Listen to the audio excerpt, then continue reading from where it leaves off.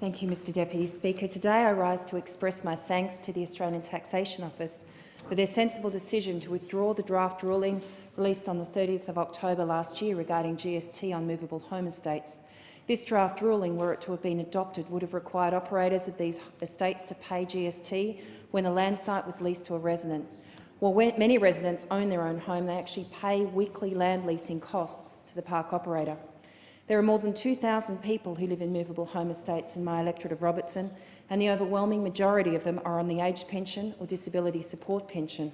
I understand from conversations with owners and residents that the average weekly leasing cost is about $120 to $150 per week on the Central Coast. Many park owners I spoke with advised me they would reluctantly need to pass on to residents any GST costs associated with the leasing of such sites, and this would have added an additional $12 to $20 per week to the cost of living for 2,000 residents in my electorate, hitting hardest those who can least afford it. After public discussion, including extensive opposition from residents and park owners across the Central Coast, the ATO quite rightly announced it was withdrawing the ruling on the 20th of December last year. I thank the hundreds of local residents who joined me in lending their voice to oppose this draft ruling. I acknowledge the hard work done by a number of people who worked tirelessly to raise awareness in the local community about our shared concerns, including Shirley Dalton, Irene Broadhead, Vanya Neuse, Graham and Shirley Byrne, William and Maureen Howard, Robert and Barry Luxford, Maureen Green, Malcolm May and Paul Craig. Dozens of petitions were sent to me containing many hundreds of signatures.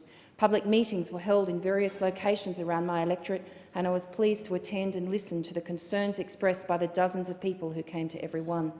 In the many hours I spent listening and chatting to residents over the past few months, the number one issue we discussed was their concern about the cost of living.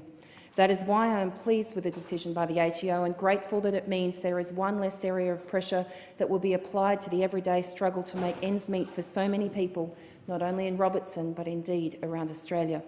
But it is also a timely reminder that the cost of living is of significant concern, and why it is also timely that I again place on record my opposition to the carbon tax.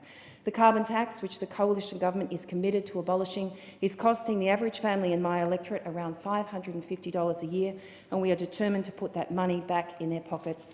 It is why the people in Robertson voted for us, and we will deliver on our commitment to them.